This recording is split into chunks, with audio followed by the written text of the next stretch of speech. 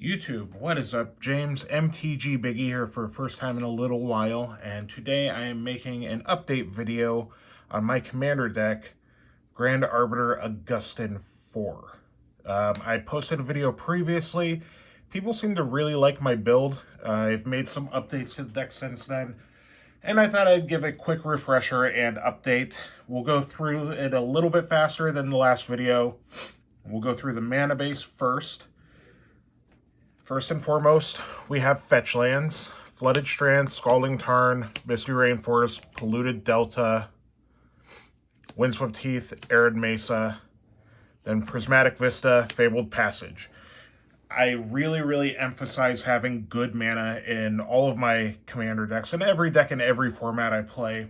And the emphasis on having good mana is when you have fetch lands available to play in a deck and you can afford to play them, you play them.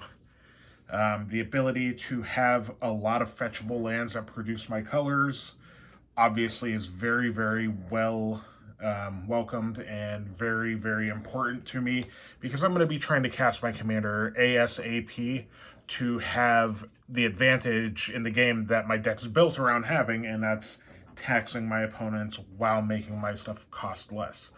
So on top of the fetch lands, we have every possible fetchable dual land at our disposal.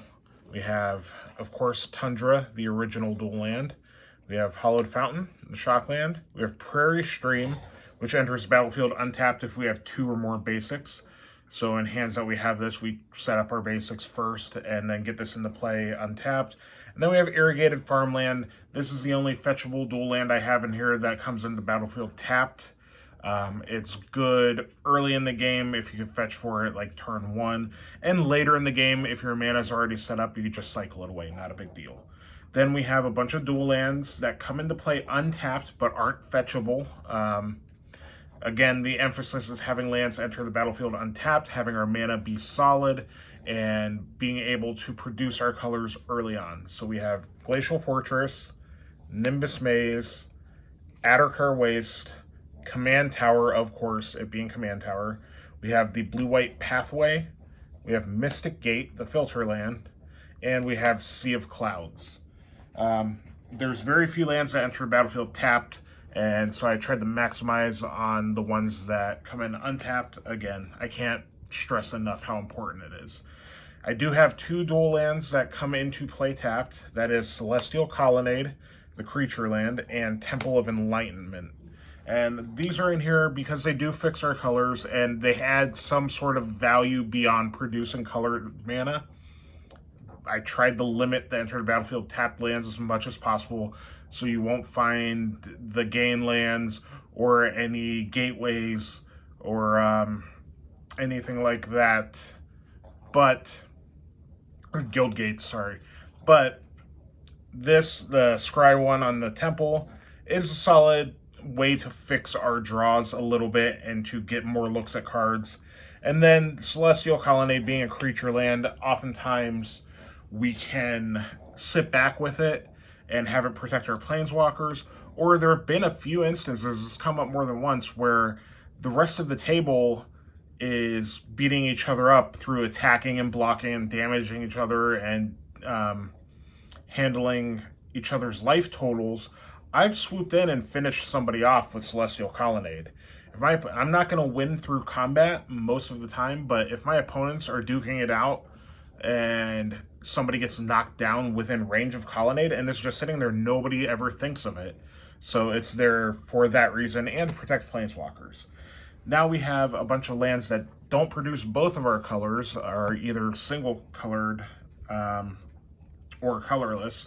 And these are our utility lands. We have Castle Venturous, which allows us to scry because it helps us find our win conditions. It helps us find interaction, obviously set up our draws. And then we have Mystic Sanctuary, being a singleton format that relies on instants and sorceries in our deck. This just lets us rebuy. And there's also a synergy this has with Cryptic Command, where you can basically every single turn pick this up, put it down, and rebuy a Cryptic Command. It's very important and very good to have in our deck. Then we have colorless utility lands. We have Ancient Tomb, because we are trying to ramp out our commander as fast as possible. So Ancient Tomb lets us get there on turn 3, or this on turn 1 into a Signet, into another land. You know, we get there faster. We have Strip Mine. There's a lot of problematic lands in this format. Field of the Dead being one of them. We want to be able to handle some number of threatening lands. I'm not really leaning on it hard. I don't have Crucible of Worlds or anything to do it over and over again, but I do like having the one Strip Mine. I have Reliquary Tower. We're trying to draw a bunch of cards. This helps us keep them. We have Arch of Orazca. This is just more card draw built into our mana base. Boseiju, who shelters all. If you watched the last video, you know that we're winning the game 9 times out of 10 with Approach of the Second Sons. This allows that card to be uncounterable, and this allows us to get through some counter wars if there are other control decks at the table. Using this on our counter spells, to cast our counter spells through it, making them uncounterable, comes up quite often, and it's very good. And then this last land is a newer addition that I'm on the fence about. I don't really know how I feel about it, but I am testing it out, and it's Urza's Saga.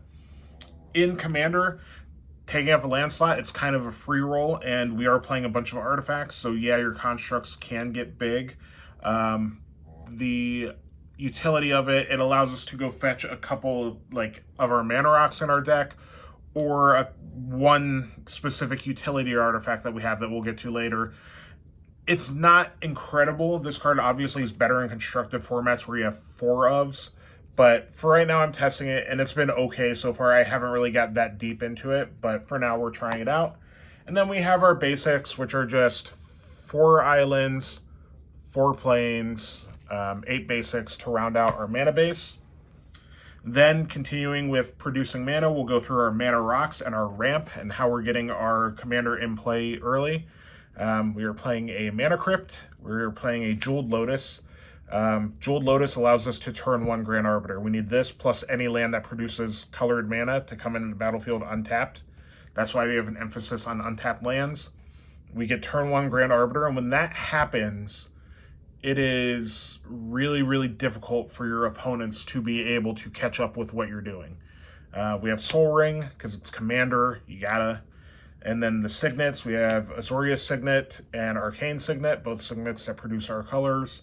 I have Thought Vessel, which is another 2 mana rock that allows us to, if we play this on turn 2, we can get our commander down on turn 3.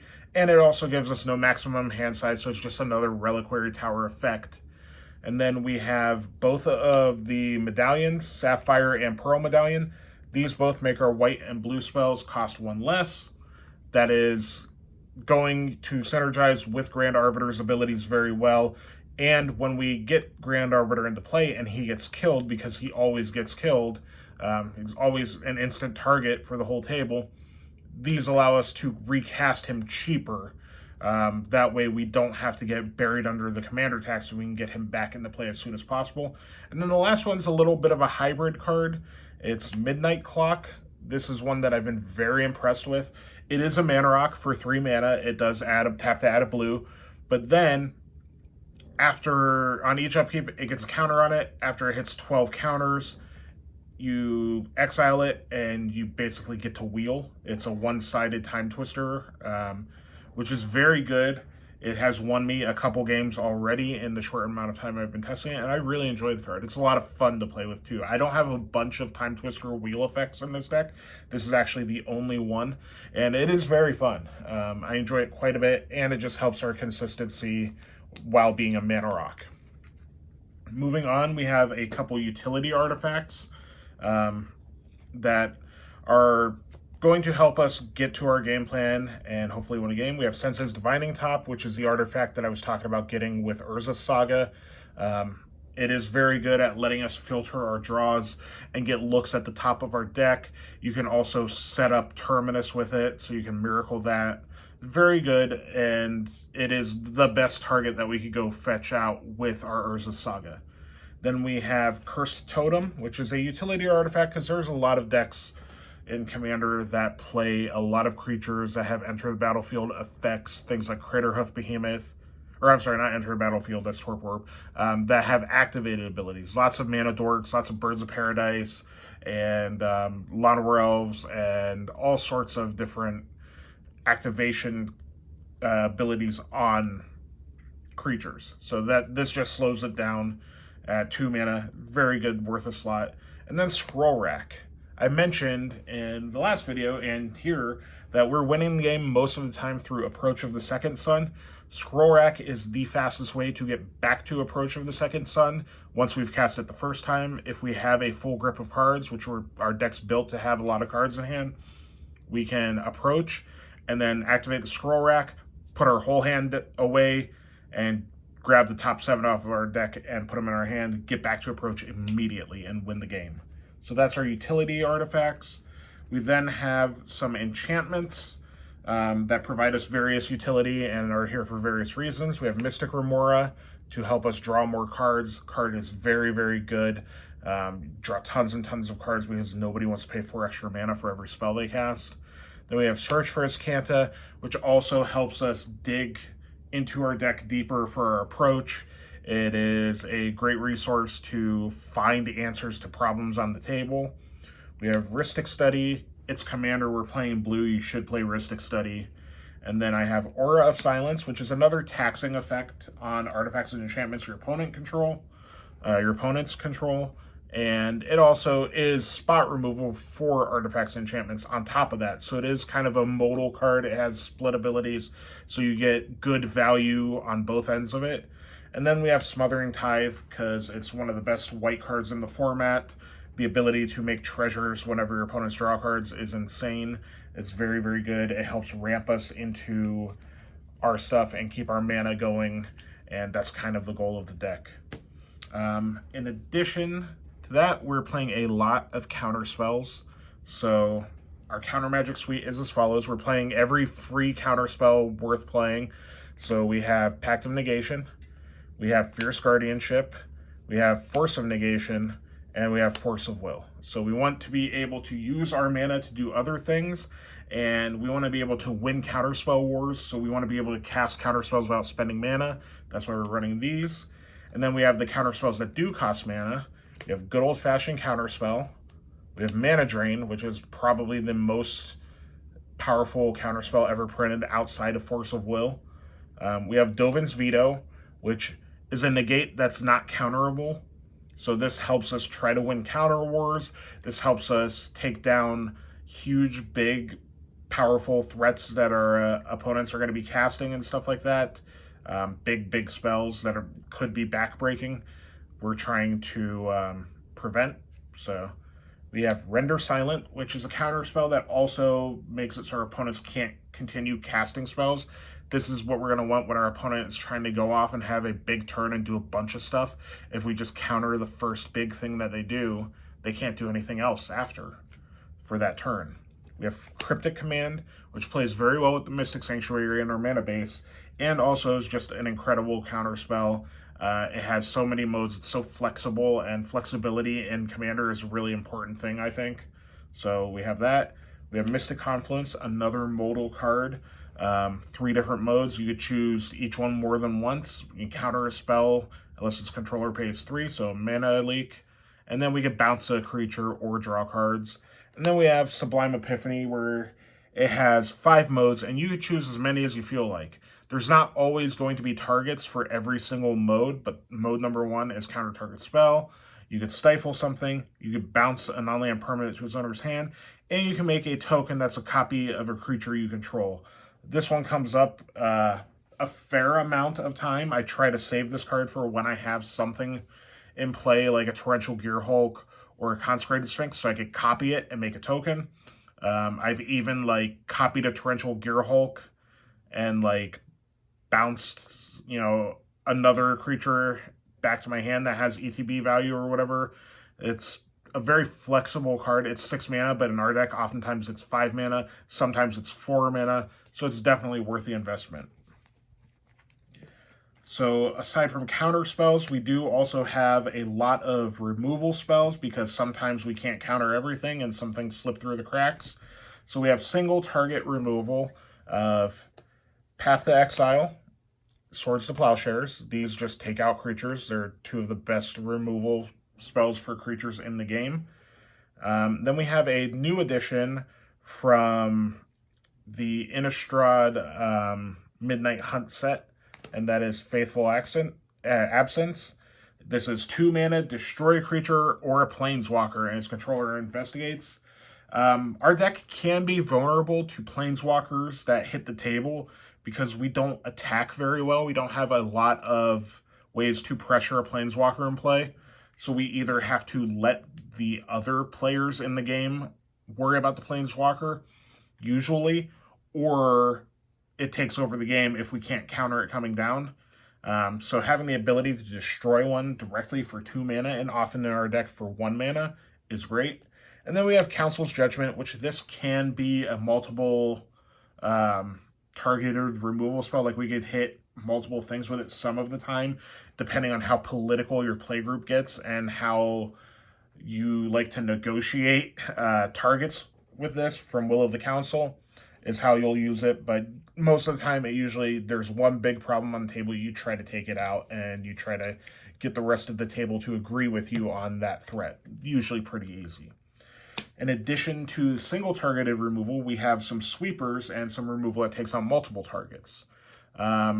We have some classic Wrath effects. We have Supreme Verdict, uncounterable, destroy all creatures. We have Time Wipe, which allows you to return a creature you control to its owner's hand and then blow up all creatures. So we can pick up our Grand Arbiter and then Wrath the board, and then hopefully recast Grand Arbiter out of our hand, avoiding that commander tax from destroying all creatures. We have Terminus, which we have the Divining Top to help set up, and we have other ways to set it up to help dunk all creatures on the bottom of their owner's libraries. This gets around effects like Heroic Intervention and things that make creatures indestructible. This gets around that.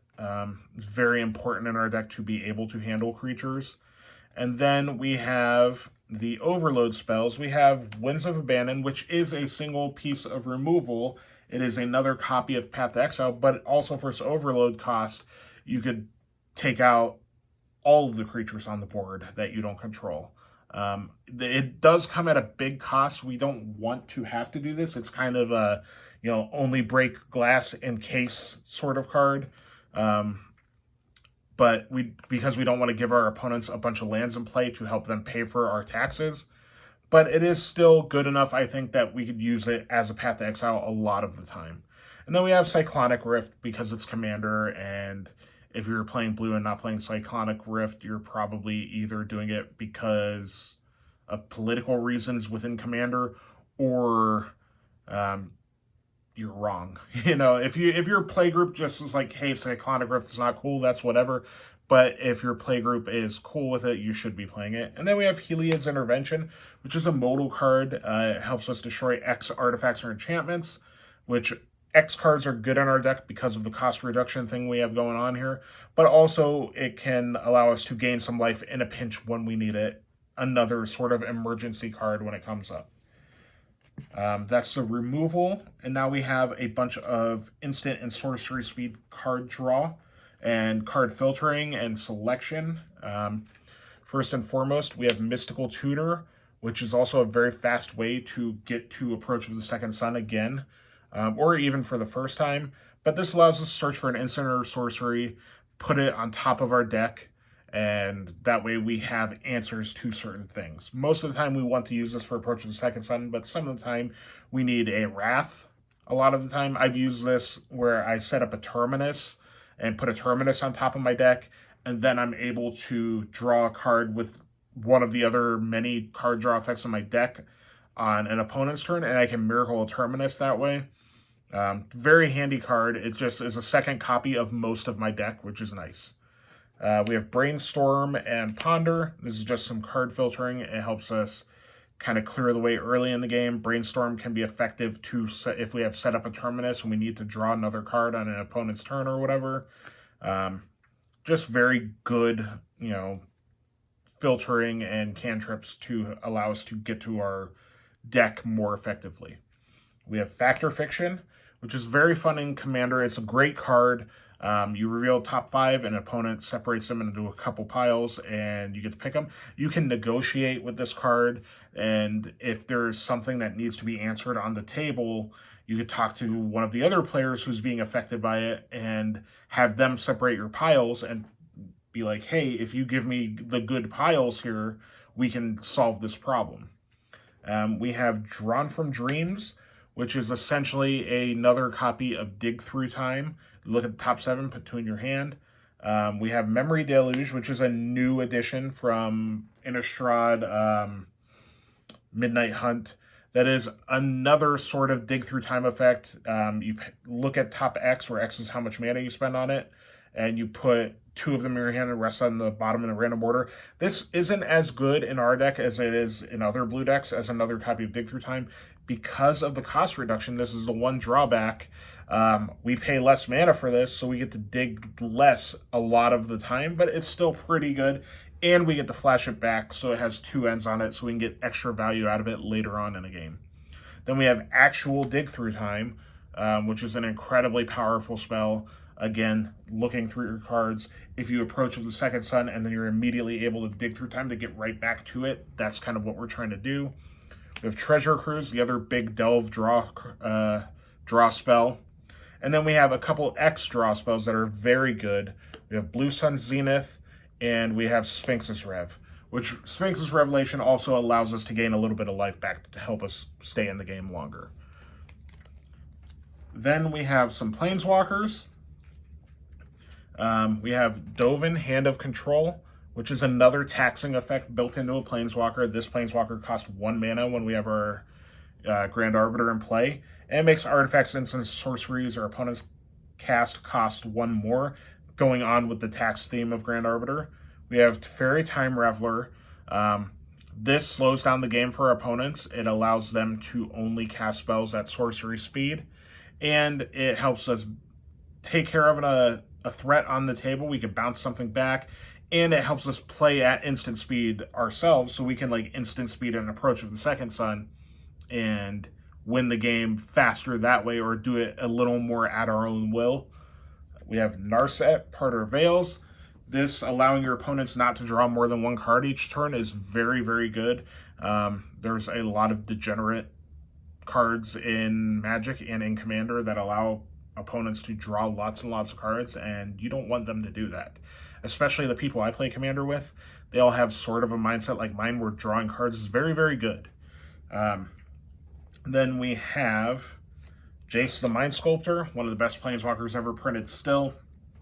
4 modes. It helps you find your threats. It helps you find your answers. It helps take care of a threat on the table by bouncing it. It helps if you're already way ahead of the game and trying to win. You can start fate sealing your opponents.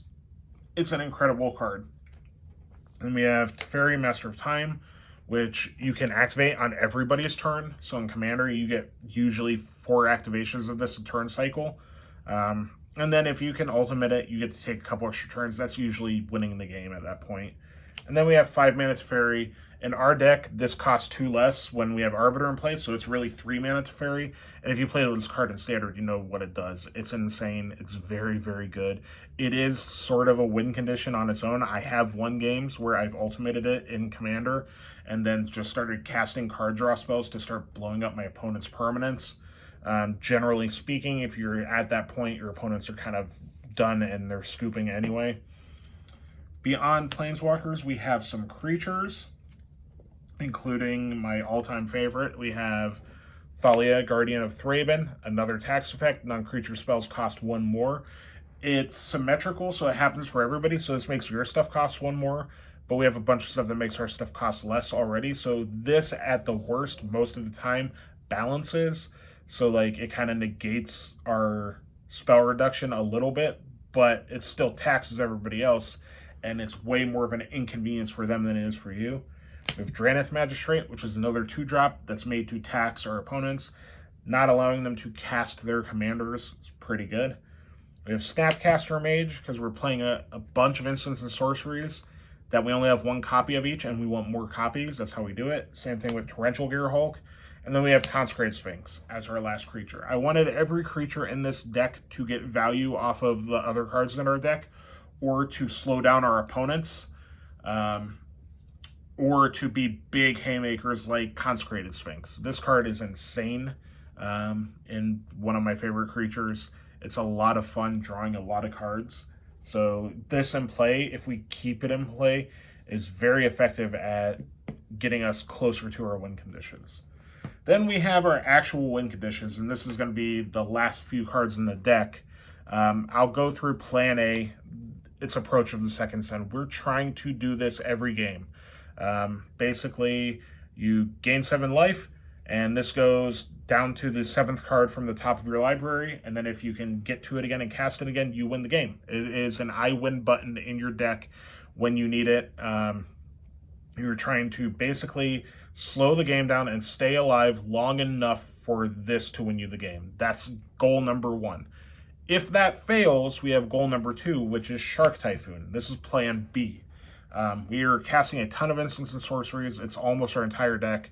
So, and, non-creature spells. So almost every spell on our deck triggers this and makes shark tokens, and we can try to win the game that way through making enough shark tokens to eventually kill our opponents. The sharks have flying, so they're evasive, and it does work. I have won the game plenty of times by just casting this, getting it in play, and making shark tokens to win the game. And in a pinch, you could just cycle it, make a big shark in the middle of combat to block something, or if you're going to try to take out one opponent, you can, end turn, make a shark, kill somebody. And then Plan C, which this isn't really a full-on win plan. It's not a, full win condition, but it is sweet in Commander, and I love the card. Bribery, allowing us to search through our opponent's decks, which we have lots of options in a multiplayer game, and finding their biggest, baddest threat and trying to beat them to death with it. That's the goal. So that is the entire deck. It's still a lot of fun. I love to play it. It was my first Commander deck I ever built, and I've tuned it over and over again to the point where it's at now. And there's still being, different decisions being made about it and different card selection things that I am going to alter, and it will evolve further, but I thought I would give everybody a little bit of insight into where it's at currently. I know the new Innistrad Crimson Vow set just came out, and I still have to go digging through the cards there to see if there's any considerations. I'm sure there are going to be a couple cards that I might want to test here and there, but for now, that is the deck, and I hope that those who were interested or who watched the other video watch this one and get the full updates. And if you have any cards that you've been testing, or if you have a build of Grand Arbiter, totally share them down below, because that would be awesome. I love talking about the deck, so please do, and I will talk to you guys again soon.